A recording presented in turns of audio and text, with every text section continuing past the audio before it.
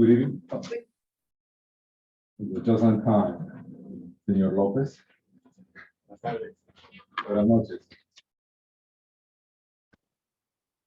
Good evening, everyone. Today is Wednesday, December the 14th. We have quick work session and a small special meeting as well on the legislative portion. We want to start with the pledge, and then we start with Peace to the flag of the United States of America and to the republic for which stands one nation under God, indivisible, with liberty and justice for all.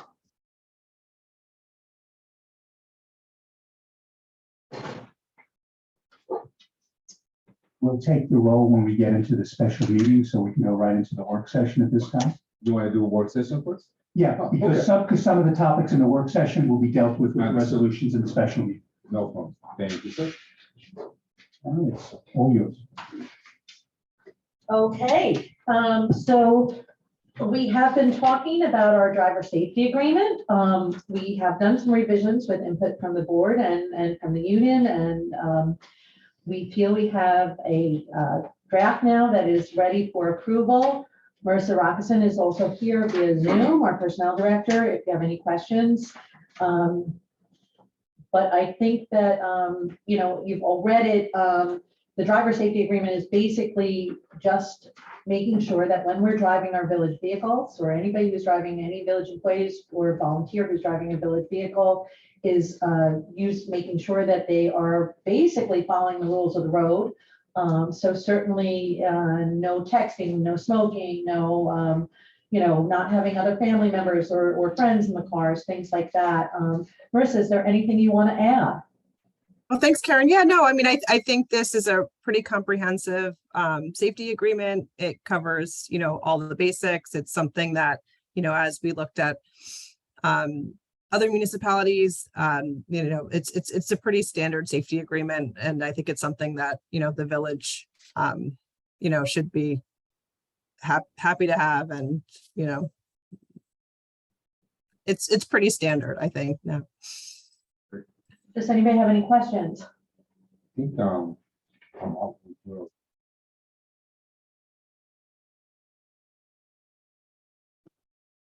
Okay. Thank you. All right, thank you, Marissa. Thank you, Stuart, for and Maddie and everybody who worked on putting that together.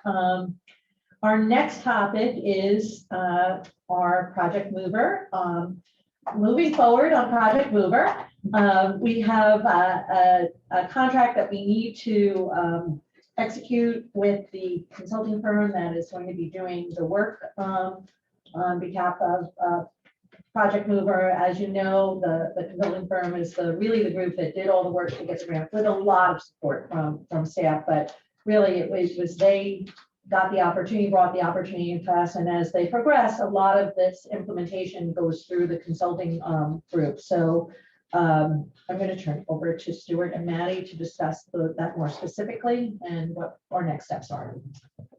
Thank you, Karen. Hi, folks. This is really Maddie's baby. Let me just give it to you from the legal end. There's a master agreement between Energy, which is the primary company here, the contractor, and NYSERDA. That deals with the $7 million grant. Part of that includes what's called a statement of work, an SOW, which is about a 60-page document listing about, I don't know, Maddie, about 150 different tasks over the next 3 years, some of which will involve the village, some of which will involve the other municipalities that are sort of going to piggyback, some of which will involve the other stakeholders that are involved with this. From the village's perspective, it will start out with a lot of community engagement and determining where the particular charging station should be. Trustee Fritchie, one thing to note for you, there is a specific provision in the statement of work with regard to communicating with the fire department with regard to e-bikes, batteries, and how to deal with them. So that's, I think, it's 1, 2, I think it's like 5 stages. That's in the 3rd stage, but there is a communication system with that, and I can certainly send you that particular provision from the statement of work. What the village has to do as one of the subcontractors, and that includes all the different stakeholders who are subcontractors, is to enter into an agreement with Energy, which essentially will track the main contract. There will be insurance provisions, indemnification, but basically that we agree to do what is provided that we have to do under the terms of the statement of work. That will include preparing the license agreements, preparing, dealing with site issues and things like that as it goes on. So, Energy has requested that we have that approved by the end of this year. So there is a resolution on tonight. I've looked at that agreement. It is fine. There's nothing really to it. The agreement between Energy and NYSERDA, that's already signed, and that's the NYSERDA agreement. And from what I understand from Maddie, the statement of work is something we've already agreed to. So it's really just to get the subcontract from us. I presume that the other stakeholder subcontractors are similarly going to approve contracts. But this puts us there so that they can begin the outreach process, which really starts within 3 months of executing the agreements. So hopefully by very early spring, they will start that process. And they have a lot of outside consultants who will be doing the actual work on that. They'll be collecting all the data and going from there. So that's what that's sort of for us the initial step with regard to Project Mover, is to get the subcontract approved. And I'm here, and if Maddie, you have questions for either Maddie or I, we're happy to answer. Stuart, you covered it. Ooh, that sounds great. Thanks, Jamie. Stuart, you covered it perfectly. I think that, as Stuart mentioned, the scope of work as pertains to the village is something that Paul Fraioli and I reviewed early on. Basically, a lot of the work as far as the village is concerned will fall on Stuart because it has to do with the access agreements and whatnot for the actual charging infrastructure. But after that, we have to, consider where to put the bike boulevards, which is something we've already talked about. We know we don't want to do main roads for safety reasons. So, Paul and I have sort of worked with the planners at Nelson Nygaard to understand where would be better secondary and tertiary roads that would be good for bike lanes throughout the village. And that will come out of our annual paving budget. So we're already prepared for that. And that's pretty much where the heavy lifting ends for us, except for to be champions and to sort of encourage that, public feedback on how the system is working. So as Stuart mentioned, any questions, happy to answer, but this should be pretty turnkey from here on out. Any more questions? I just have a point of information. You were saying how, excuse me, that the fire department part of it. So we're in the process of going into a new type of alert system called I Am Responding. And that can be to go in and put their information, oxygen bottles, handicapped. So it's nice that that's part of it too, but once we get this going, that really gives us a lot of information. I think that when they get to that point in the statement of work, the important thing would be to let OFD to communicate with them that we have this, because I don't see a reason that could not be folded into it as something to do. Mm-hmm.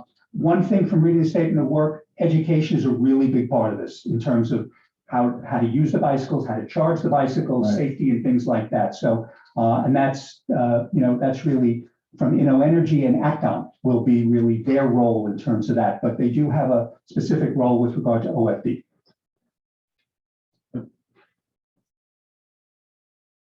I'm good. Great. I just have, I guess, one, not question, but more like a comment, I guess, at some point of what you said, that you already have looking with Paul, looking at different locations and things of that nature. So I know we are doing a lot of things in the village and programs, development and things of that nature. And we all kind of dedicate ourselves. So we always looked at, from Highland Avenue down in a way. We really don't look from Highland Avenue up. So when we're looking at this program, we're looking at a village program, not just part of the village. So my suggestion will be to look at the whole village itself, see how that works. And, you're talking about secondary streets and things of that nature. We do have different locations around the village that I think they'll be useful for something like this as well. So that will be my only comment. Deputy Mayor, that's absolutely right. And I will say also that, when Stuart alludes to, our other partners having similar subcontractor agreements that they have to sign, our community partners, so IFCA, Neighbors Link, Hudson Link, and Open Door, I believe have all been provided with subcontractor agreements, and they'll actually be paid for the work that they're doing on this through the grant funding. Hudson Link's role in particular, their chief role, was sort of to assess different places throughout the entire village where they think a charging station would be appropriate. I don't recall exactly how many, but there were over 100 different sites that they went to, took photographs, took notes on, this is appropriate for this reason, or this won't work for another reason.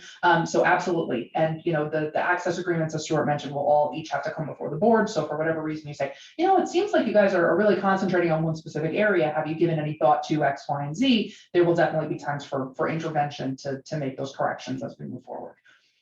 That'd be helpful. And I guess just sort of like kind of piggyback in what Bob mentioned about, an option of having an app, I'm assuming.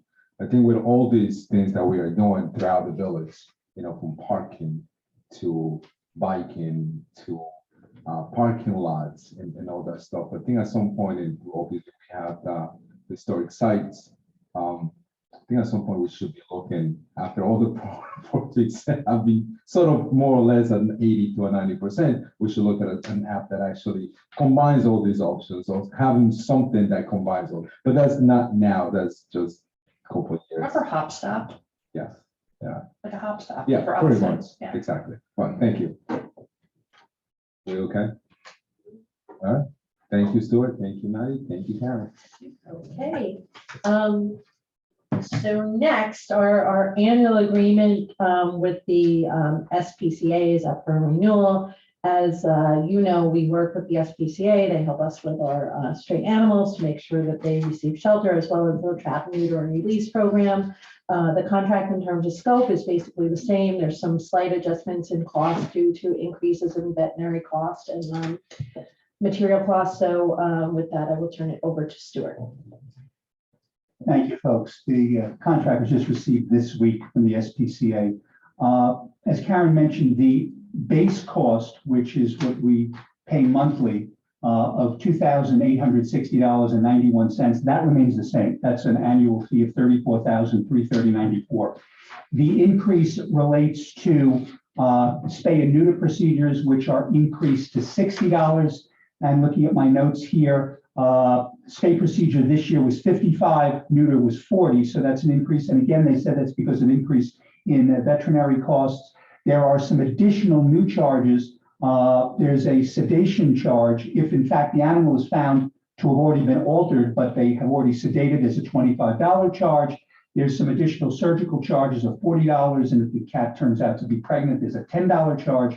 But basically, the rest of the agreement is identical to the earlier agreements in terms of insurance, in terms of everything that's provided.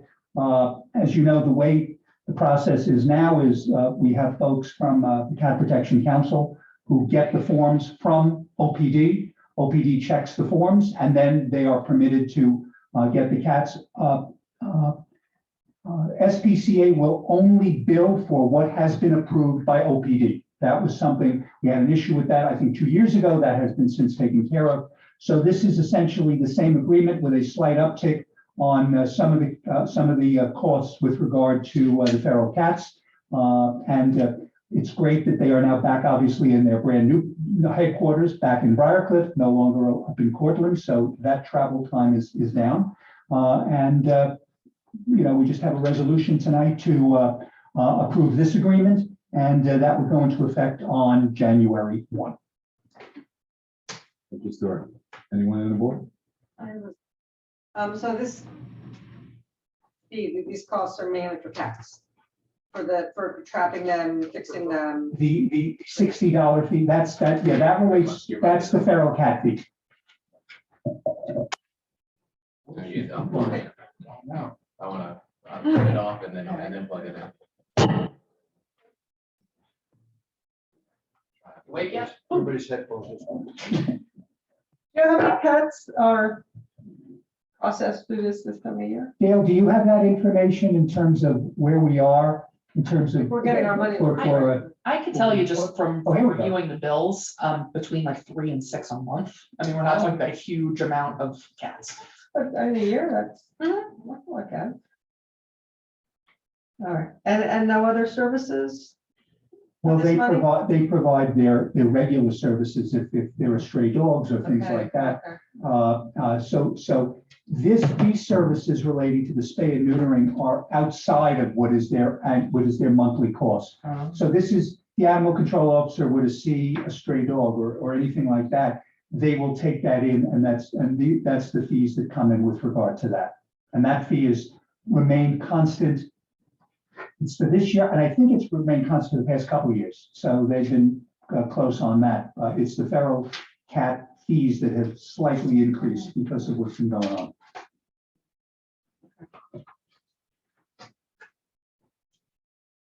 Question? No. Thank you, Stuart. Next up, we have, actually, it's two cabaret license that we're looking for approval for. One is for Hudson Valley Books for Humanity, and the other one is for the Elks Club, I believe. Thank you, Karen. This is the first of many of these that we will start seeing because they have started coming in. Hudson Valley Books for Humanity is asking for a cabaret license. They will not be serving alcohol, so there's no liquor license involved. It is a soft drink cabaret license. And they are looking to operate, as I have it here, Tuesday through Sunday, 4 p.m. to 11 p.m., maximum of 6 performers, occasional instrumental or vocal performances. No reports of any issues from the building department, no reports of issues from finance or police department with regard to Hudson Valley Books for Humanity. The other one, which is on and which just went through the process, Osming Elks down the block here on Croton Avenue. If you looked at their application, you may have seen that it had a license that expired in April of 2022. John Girolamo sent me the updated license, which now expires in April of 2024. They are looking for operation of a cabaret Tuesday, 7 to 10 p.m., Friday and Saturday, 7 to 11 p.m., Sunday, 1 to 9 p.m., involving jazz music, 3 to 7 performers, not 307 performers, as it says in the resolution, DJ and karaoke.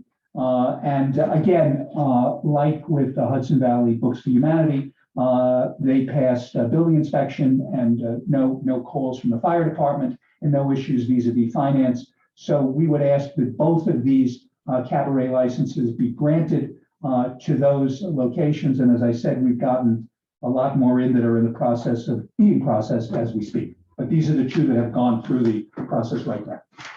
Thank you, Stuart. Yeah. Any questions from the board? No.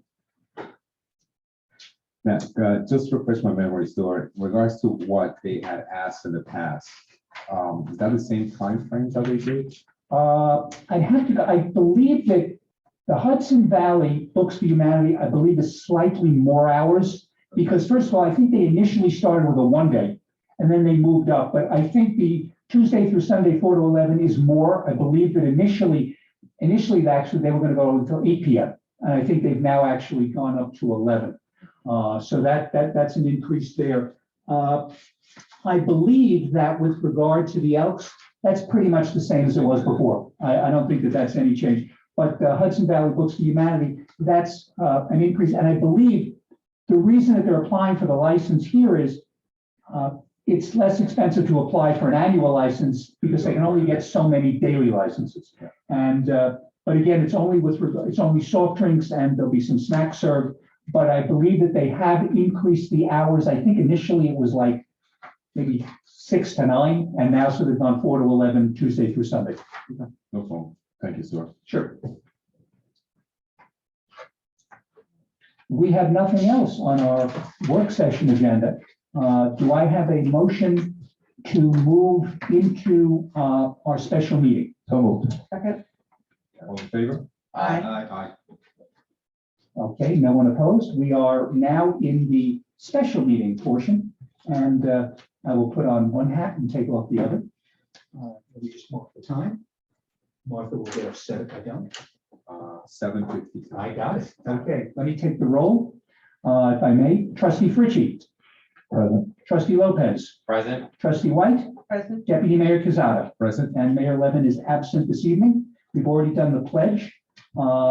Is there anyone in our virtual audience who would like to comment on any of the resolutions that are before the board this evening? Jamie, anybody we got up?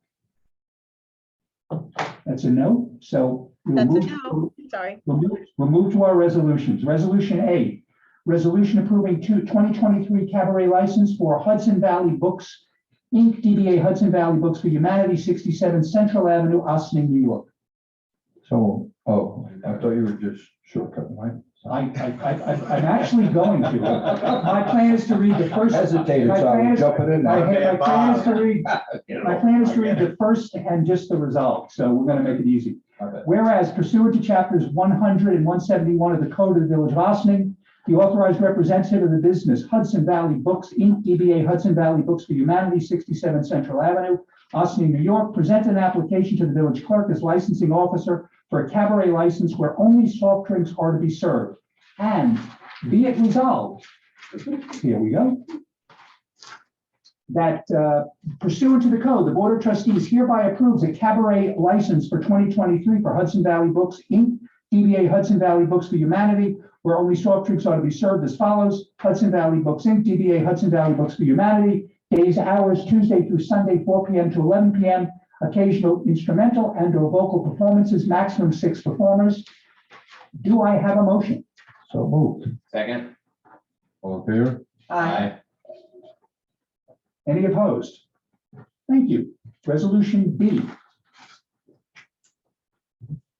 Resolved that Brian M. Granoff is appointed to the Landlord-Tenant Relations Council landlord category for a 2-year term from January 1, 2023 through December 31, 2024. Do I have a motion? So moved. Second. Any comments? And great addition to the landlord tenant relations council. Thank you, Dana. Yeah, I had the owner actually had an interview with him. It was really grateful to actually to learn about him and, you know, why did he wanted to get involved, and he actually wants to be more involved in other boards, but I told him there's only one board at a time, so he has to wait a little bit longer. So yes, so moved. All those in favor? Aye. Thank you. Resolution C, license agreement with Sadie's Home LP. Whereas by deed dated March 1, 2021, Sadie's Home LP, 33 Hendrick Avenue, Toronto, Canada, became the owner of 128 Revolutionary Road, Ossining, New York. And whereas on July 26, 2022, the Board of Architectural Review granted the application by the owner to construct a detached accessory garage subject to stated conditions and limitations. And whereas the construction of the accessory garage requires a new curb cut on Revolutionary Road. And whereas the owner has proposed to remove trees along Revolutionary Road, which trees are within the village's right of way. And whereas the village's arborist examined the trees along Revolutionary Road in front of 128 Revolutionary Road, and the arborist determined that the trees should be removed. And whereas the owner has offered to remove the trees and to replace the removed trees with 13 arbor vitae and 10 hornbeams, which the village's arborist has approved as an appropriate planting plan. And whereas the planting plan notes the presence of a board fence on Revolutionary Road in front of 128 Revolutionary Road, and whereas the fence is on village-owned property. And whereas the owner's representative, James Blatt, advised the Board of Trustees at the board's December 7, 2022 regular meeting that the owner wants to maintain the current fence at the present location except for that portion of the fence which would be removed for the anticipated curb cut for access to the accessory garage structure. And whereas since the tree removal and planting of new trees and arbor vitae and maintenance of the fence would be undertaken by the owner, as the trees and fence are within the village's right of way, a license agreement to undertake the work is necessary. And whereas on November 16, 2022, the Board of Trustees authorized the village manager to sign a license agreement with the owner. And whereas subsequent to the November 16 meeting, the Board of Trustees was advised by Corporation Counsel about the fence and the owner's intentions regarding the fence. And whereas the Board of Trustees discussed the fence and other issues relating to the owner's application at the board's December 7, 2022 regular meeting. Now therefore be it resolved, the resolution approved by the Board of Trustees on November 16, 2022, authorizing the village manager to sign a license agreement with Sadie's Home LP is recalled, and this resolution is substituted in its place. And be it further resolved that upon review by the Corporation Council, the village manager is authorized to sign a license agreement with Sadie's Home LP for the removal and replanting of trees and arborvitae along Revolutionary Road in accordance with the revised planting plan submitted to the building department, and to maintain the existing board fence along Revolutionary Road, except where the fence is to be removed for the installation of a curb cut for an accessory garage. And be it further resolved, the owner shall apply for all necessary permits for the work, including a tree removal permit from the building department and a permit for a curb cut from the Department of Public Works, which permit application shall include the dimensions for the curb cut. Do I have a motion? So move. Second. Any comments? Let me give you a few comments, if I might. Sure. To bring you up to date. Thank you. One, there were questions raised last time with regard to the stone wall. The building department, code enforcement officer Greg Rose went out to the site, took photographs. The portion of the wall which is on the corner, essentially, between Revolutionary and Kemmy's is in fact on the property of 128. And portions of that wall and going a little bit down Kemmy's are in need of repair. I have advised Mr. Blatt of that fact, and he has indicated that he will get an estimate and have those repairs made. But I do want to bring to the attention of the board something else, which is based on that, the board may or may not want to hold off on the resolution. I'll just explain what it is. What Mr. Blatt has asked is that the portion of what he would like to do is this. He wants to keep the same length of the fence. And what he proposes is, I see your look, Deputy Mayor, so I'm going to tell you where we are. What he proposes is as follows. Let's use this as an example. It's a 100-foot fence, and the cutout would be 20 feet. What he would like to do is take that 20 feet and put it at the other end of the fence. So he continues with 100 feet, but he's going to essentially add 20 at the end. So you I get did- 120. No, it would stay at 100, Because he's removing. but he's removing 20. So in other words, he wants to take out where the curb cut is. I understand, we're going to get to that. He wants to take out where the curb cut is and add it at the end, saying, I'll keep the same length. I know I wanted to discuss this with all of you because the resolution is essentially that it would just be the fence and he would cut out that portion, not that it would add to the length of the fence. Now, adding to the length of the fence creates a couple of issues. One is it does extend on village property where the fence is. Secondly, the fence itself actually exceeds the height requirement.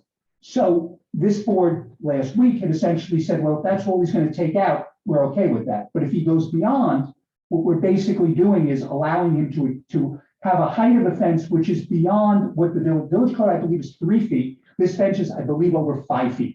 So my thought to the board is we may want to have further discussion and defer consideration of this because what we're looking at is something going beyond. He also raised some issues with me with regard to who would be liable if issues occurred. Generally, our view is that the property owner who enters into the license agreement is a liable party. He wants to restrict that somewhat. That's an issue that I have with him, which may not be something we can even accomplish. But I did want to bring the fence issue to you because that's different than what we talked about last week, because this was in a subsequent conversation that I had with Mr. Blatt. So that's why I wanted to bring this before all of you tonight, so that you wouldn't suddenly notice that I got a fence further down Revolutionary Road than we had before. So I just wanted you folks to know, it may well be that it, rather than considering this resolution tonight, you may want to defer consideration and think about it, because I still do not know the width of the curb cut. I asked him for that, and I don't have that information yet. So I don't know what it will be. So this is my sort of the way, I was actually, I drove this afternoon by then coming from one of my job sites. But anyway, so what he's saying, and it's not actually true because he has 2 curb cuts right now. correct. So what he's doing is he has to patch that one of the curb cuts that he's closing out of the site plan itself. He's removing that. So he has to put a fence back into that spot that he doesn't have. So in reality is he still will have, I don't want to say 100 feet, but let's say 95 feet. Okay. So he's not really adding anything. You know, he's actually adding more. Actually, he's not taking away anything. He's adding more to what he already has currently right now.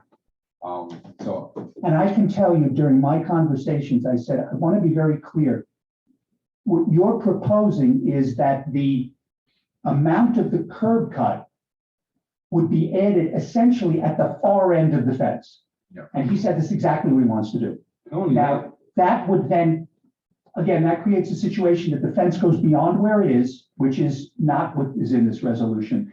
But it also would then have him put a fence, which again exceeds the height, which is another issue. which is the zoning board purview. Well, actually, it wouldn't be the zoning board because but it wouldn't be because it's on village property. So the zoning board can't give a variance, Got it. and trustee Fritchie knows this.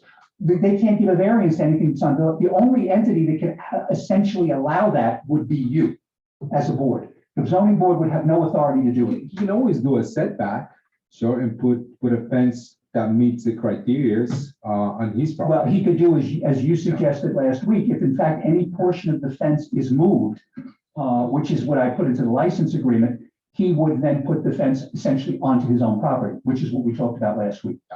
So does the drawing that he proposed, does it propose closing up where he's closing off the curb cuts? The drawing that he proposed, his survey that I submitted to you last week did not have any of the curb cuts being closed. I believe though, it may have been in his Site plan, application, On in the his site plan for. in his for site that, plan, yeah. he may have done that. But does that reflect the fence going back, closing that off? Yes, it did. It did. Because he's literally shifting that curb cut over. No, I know he's doing. I just want to know, make sure that site plan He did, reflects. he had that in there. So wants to change, not only he's doing that, but he wants to change the site plan also. Well, sort of, he didn't go for a site plan approval. Correct. So in reality, it's just a site plan to reflect the garage and to reflect the location of the new curb cut, the location of the fence. It's not really an approved site plan per se, Right, I'm okay with what he gave us. Yeah. I'm not okay with what he's extended it to. extending it, because you really have to put new fencing up, because you still gotta close the one he's got. So do you guys feel that, I have a question. Sure. Do you have a sense of if his preference is for us to pass this, so speed versus for us to consider his new consideration? I think he would like to get approval so that he could then get his tree permit, removal permit, and proceed. So I think my understanding is he would like to get those trees out as quickly as he can. He's not going to plant now, obviously, but he'd like to get the trees out if he could do that. And just in answer to the questions, from what I understand, what Mr. Blatt was saying is when he was talking about the length of the fence, he was not adding in where there's now a curb cut for the driveway. So he's going essentially from on the, what would be the left side of the proposed curb cut all the way to the end. And I think he told me it's about 170, 175 feet. So he's not basically saying I'm going to add in this particular area and that adds to it. He's got a full length and that's what he's going by. But in answer to your question, Trustee Lopez, I think what he really wants is to move this along. Now, I should point out that my view with regard to the liability issue is that the liability rests with the licensee. So if something happens, it's on him.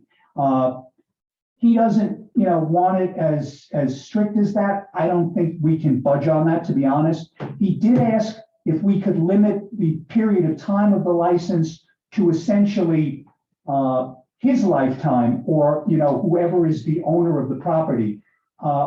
Personally, I don't have a problem with that because if it turns out that he sells the property, then we go to the next person and basically say, you're going to have to either have a license agreement or you're going to have to take it out. Either way, that I don't think is a big issue. The liability issue may well be something that we can't get past because he wants it, fairly restricted. But what I do think is he wants to be able to get the permit to go forward.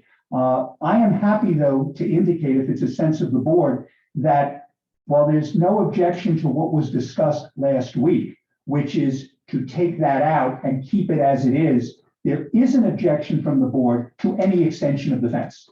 And if he will accept that, then we can go forward. And I have so my view is that's what this resolution says. And if the board is okay to approve this resolution and he is okay with that, fine. If he wants something else, he doesn't have it. And, we just have to do that. Is it something that you guys want to hold open until next week? I mean, we have a legislative session next week. This could be part of the agenda. I thought we did. Special meetings. Special, that's right, that's right. Oh, we can do it in there. You Can we could. do that in there? My only thought is this.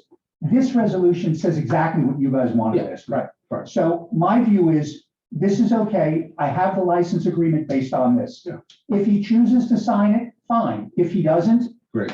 no harm, no He can't foul. go for his tree permit. Then that's exactly right. In the That's essence of time, we're okay with what we discussed. exactly correct. So we go through with it and then it's up to him. at It's that up to point. him. The rest with him. And I think it's more than 20 feet if he wants to go to the curb. I'm looking at the site plan. It may well be, I have, you know what, you Yeah. didn't know, and I think it's important that we find that out, but when the application for the curb cut is filed, we will know the specific dimensions. We just don't know them yet. Yeah, I'm okay with the resolution the way it stands right now. Okay. So, we did have a motion and we had a second, so all those in favor? Any other Oh, I'm comments? sorry. Dana, I'm sorry. Dana, okay. All those in favor? Aye. Thank you. Okay. Next resolution.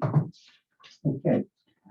Resolution D, whereas InnoEnergy USA is to implement the project moving onto Fast E-Microbility Replication, or MOVER, who knew what that stood for, under the New York Clean Transportation Prize. And whereas Project MOVER shall provide more than 1,000 e-bikes and 120 micro-mobility charging stations in the village of Ossining and 4 additional incubator communities. And whereas Project Mover will help the village of Ossining and its residents, as well as those of the 4 incubator communities, to navigate the learning curve of operating an e-bike while providing resources to enable community partners to provide e-bike training, marketing, and maintenance services.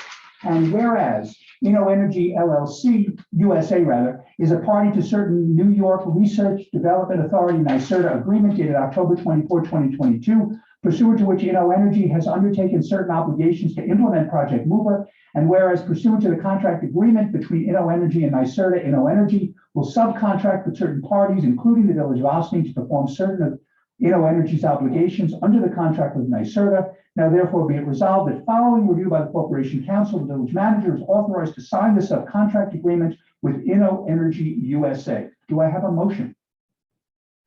So moved. Second? Any questions from the board? It's an incubator community. That's the town of Ossining, Dobbs Ferry, Croton, and Tarrytown. So those are the communities that signed on with us very early on when we were just in the application stage and said, hey, if you guys get this, we want to be part of it. So it's those guys. Okay. All those in favor? Aye. Thank you. Next resolution.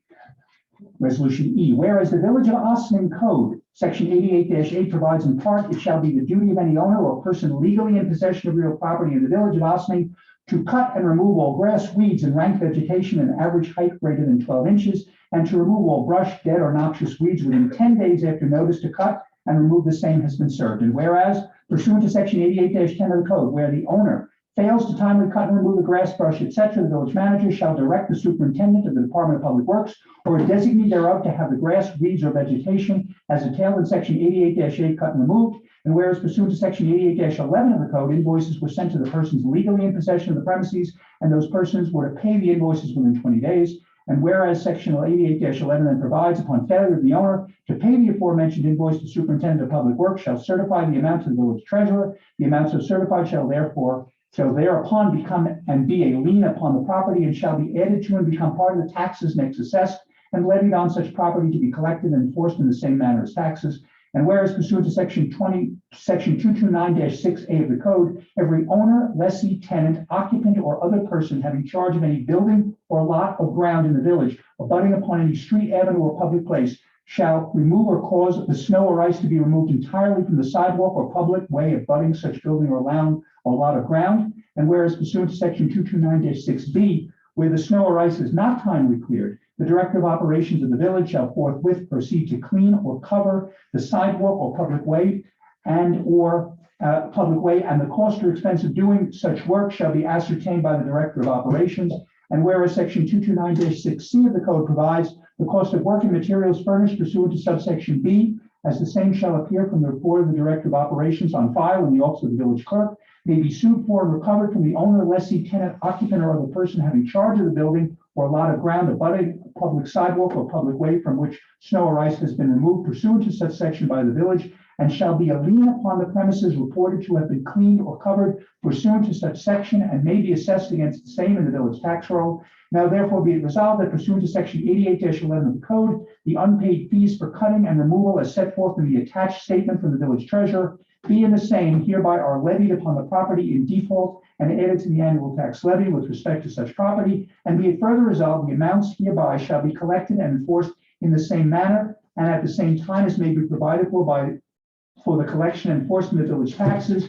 And be it resolved that pursuant to section 229-6C of the code, the unpaid amounts for snow removal incurred by the village are a lien upon the below described premises and against those premises as provided by law for the collection and enforcement of village taxes.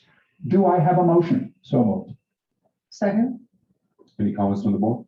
I have a question. Sure. Can you just clarify the situation under which a tenant would be liable as opposed to the owner of the building? There may be circumstances in a lease agreement where the tenant is obligated to do the cleanup, particularly if it's, sometimes we have single-family homes that are rented, and generally that tenant is the one who's responsible for the cleanup. It also could occur in commercial spaces where that tenant would be responsible. So what we would do is, we may, in some of those circumstances, Trustee Lopez and Dale, you can correct me as well if I'm incorrect, we would notify the owner. What often happens is the owner says, well, that's my tenant's responsibility. And so the billing would then go to the tenant. So that's it. In multifamily homes, it's almost always the owner. But there are circumstances where a tenant, be it a single family rental or in a commercial, that the tenant may bear that responsibility. Thank you. Sure. Anyone else? I do have maybe like two questions in here. So area sort of goes from the snow to overgrowing. So totally understand the snowing portion of that. I see the amount is a little bit different. So on, for example, 136 Crown Avenue is $500 on that. How many times do we have to do that? Have an idea, more or less? Dale's on here tonight, so she may be able to help us out. Good evening, Deputy Mayor Board. I think, and looking at the invoices for the year, we had sent out about 10 invoices. So these are the remaining ones that have not been paid. We did send a last notice on November 16th advising the property inhabitants that if it remained unpaid as of December 2nd, it would be then located on their first half installment of the taxes for the property. Last year, we actually had liened $5,540 in unpaid property cleanup liens. So I think we're doing definitely better than last year.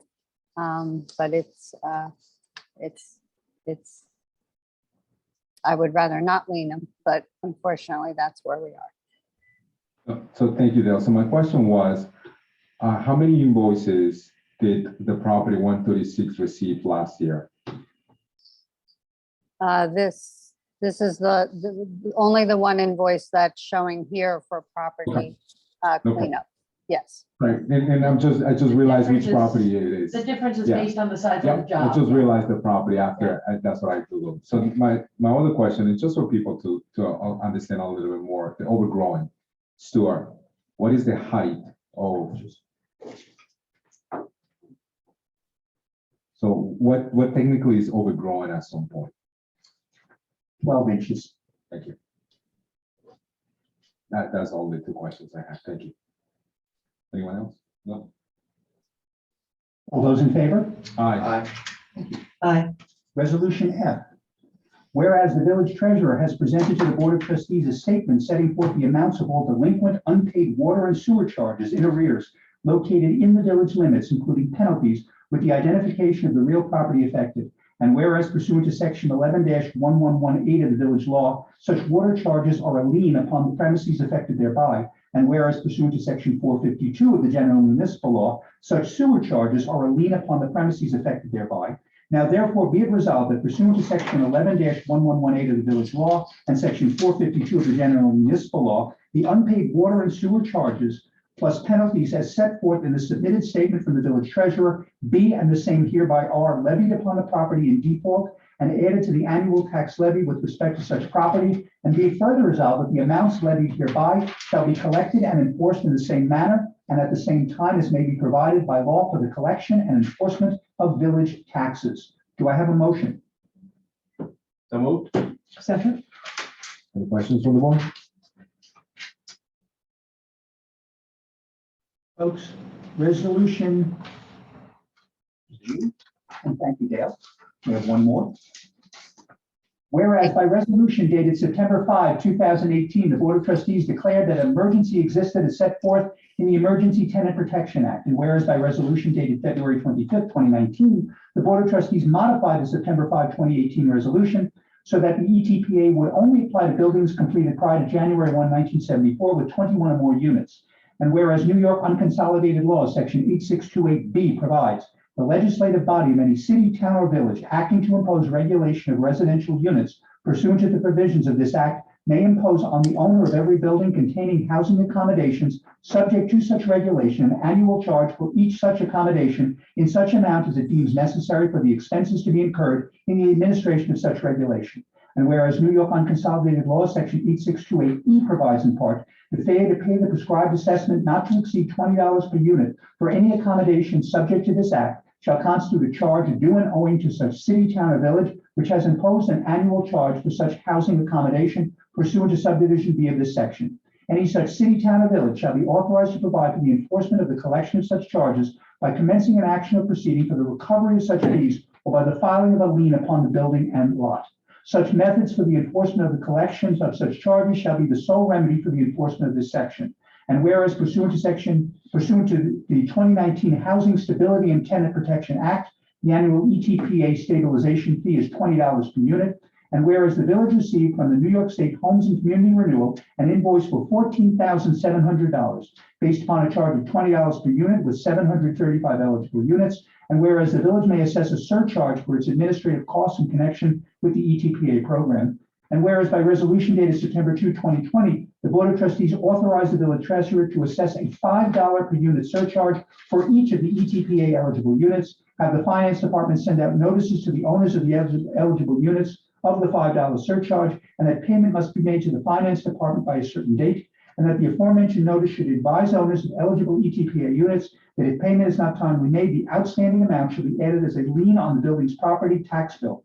Now therefore be it resolved that pursuant to the September 2, 2020 resolution, the unpaid ETPA charges as set forth in the annexed list are levied against upon the list of properties and added to the annual tax levy with respect to such properties, and be it further resolved, the amounts levied hereby shall be collected and enforced in the same manner and at the same time as may be applied by law for collection and enforcement of village taxes. Do I have a motion? So moved. Second. Any questions from the board? All those in favor? Aye. Thank you, folks. Yeah, I'm doing good. On a roll. A lozenge, throat lozenge, a tea. I have the tea here, thank you. Resolution Ace, whereas pursuant to chapters 100 and 171 of the Code of the Village of Ossining, the authorized representative of the village of the business Ossining Elks Lodge, 1486, 118 Croton Avenue, presented an application to the village clerk as licensing officer for a cabaret license. And be it resolved that pursuant to the code, the Board of Trustees hereby approves a cabaret license for 2023 for Ossining Elks Lodge 1486 as follows. Ossining Elks Lodge 1486, Tuesday, 7 to 10 p.m., Friday and Saturday, 7 to 11 p.m., Sunday, 1 to 9 p.m. Jazz music, 3 to 7 performers. DJ and karaoke with professional sound equipment. Do I have a motion? So moved. Any comments on the board? All those in favor? Aye. Thank you. And folks, we have two additional resolutions for tonight. The first will be resolved that the Village of Osmond Board of Trustees hereby adopts the Village of Osmond Driver Agreement, Annex Tier 2, which agreement details guidelines applicable to the operation of vehicles owned by the Village of Osmond. And be it further resolved that at least once a year, village staff shall review the driver agreement and if deemed necessary, recommend changes to the Board of Trustees. Do I have a motion? So moved. Second. Any comments on the board? All those in favor? Aye. Thank you. And resolved that following review by the Corporation Council, village managers authorized to sign the agreement with the SPCA of Westchester, Inc. for the term of January 1, 2023 through December 31, 2023, whereby the SPCA of Westchester will provide care and shelter for homeless and stray dogs and cats seized by animal control officers, police, and other agents. And be it further resolved that the terms of the agreement are set forth in the January 2023 agreement. Do I have a motion? So moved. Second. Any comments on the board? Stuart, please. All those in favor? Aye. Okay. Okay. Do I have a motion to adjourn the special meeting for matters of real property and litigation? So moved. Second. All those in favor? Aye. Aye. Good evening, everyone. That concludes actually our work session / special meeting. We do have a special meeting next week, Tuesday at 9 o'clock in the morning. If you guys want to watch that, should be a quick meeting. And then after that, I believe we have one more meeting. No, then it would be our reorganization. The reorganization in January. So But they may, We have a couple new police officers who need to be sworn in prior to January 1st. Marissa, the chief, and I were trying to coordinate a dance, so we could only need to bring everybody back once, but that remains to be seen, whether we're gonna be able to make that happen. So stay tuned. thank you. That concludes the meeting. Thank you. Thank you, everyone.